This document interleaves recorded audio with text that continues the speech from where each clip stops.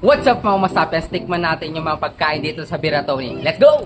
May natagpuan nga pala akong magandang lugar para kumain at magkape. Ito nga pala ang Biratoni Cafe na matatagpuan sa San Pedro, Laguna. Located sila sa ground floor ng San Lorenzo Commercial Building, Maharlika Drive, Malaya Street. Napaka-cozy ng lugar. Welcome na welcome ka talaga. Ang pleasant rin ng ambience, malinis, maayos at organized. Ang operating hours pala nila is Monday to Saturday, 9 AM to 9 PM. Welcome na welcome ka nga dito kaya't isama mo na yung family mo, katrabaho mo, or mga katropa mo. Fully air conditioned na rin pala sila dito at meron sila CCTV for protection para komportable kang magda-dine-in dito. Napaka-spacious ng lugar nila kaya nag-accept sila ng events like company meeting, birthdays, reunion at marami pang iba. Accessible rin pala siya sa may mga sasakyan at motor. At isa nga sa kinagandahan ng cafe na to, meron din sila dito alfresco. O diba ang cool ng lugar na to? Kahit ano pang hinihintay mo, bumisita ka na rin dito. Ayun nga pala yung magandang mag-ina ko, si Dina at si Maray. Ito pala yung affordable menu nila, i-post mo na lang para makita mo. Kompleto rin sila dito sa mga coffee tools and equipments,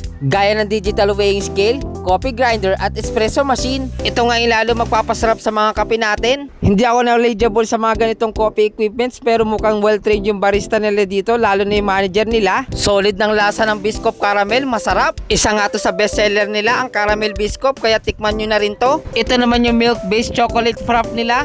Pwede to sa mga bata. Dahil sweet lover nga tayo, natatakam na ako dyan sa syrup nila. At nilagyan pa nga dito ng chocolate chips. Tikman nyo rin tong milk-based chocolate latte nila. At kung gusto mo naman ng lemonade, amas try itong honey lemon nila. Napaka-healthy nga nito dahil pure honey nilalagay. Panalo yung lasa nito yung churros with chocolate dip. Ito pala yung marami nilang serving na flavored rice platter. Malasa at masarap yung creamy carbonara nila dito. Ito naman yung malambot at masarap nilang tonkatsu. At ito na may special na Chef Ken, ang garlic beef mushroom. Ito nga pala yung mababait at masayahing nilang mga staff. Sila yung magsaserve sa iyo ng masasarap na pagkain at inumin. Ito nga pala yung mga in-order namin. Sulit at quality yung mga products na siniserve nila. Ang una ko nga tinikman dito ay yung carbonara nila. Malasa at creamy, the best. Meron rin pala tong garnish na parmesan cheese at bacon. Sunod ko naman tinikman yung pork tonkatsu nila. Napaka-juicy, malambot. Mas pinasarap pa nga yun nung dinip ko na sa special sauce nila. Ito naman yung flavored fresh platter nila na maraming serving. At ito naman yung huli kong tinikman, ang garlic beef mushroom ni Chef Ken. Isa nga pala to sa specialty nila dito. Ang sarap ng pagkain na siniserve nila dito, kaya napa 2 thumbs up na ako dyan. Tinikman ko na nga rin pala dito yung mga drinks na sinerve nila at okay sa panlasa ko. Kung naku-curious kayo sa lasa nito, tikman nyo na rin to kung bakit ganito yung itsura ko. Mas try itong honey lemon lemonade nila. Pure honey yung linalagay nila dito at pwedeng iserve to ng cold or hot. Natuwa nga si Marie dito sa mga pagkain na hinain. Kapag napaupo ka na nga dyan, mahaba yung pagkukwentuhan ninyo. Perfect rin tong lugar for dating at hangout with your friends. Good place rin to for remote workers and students. At kung gusto mo naman tikman yung foods and drinks nila, meron silang Food Panda at Grab Food. Mag-message nila kayo sa FB page nila or i-follow nila for promos and updates. Kaya saan pang hinihintay mo, tikman mo na rin yung mga pagkain nila.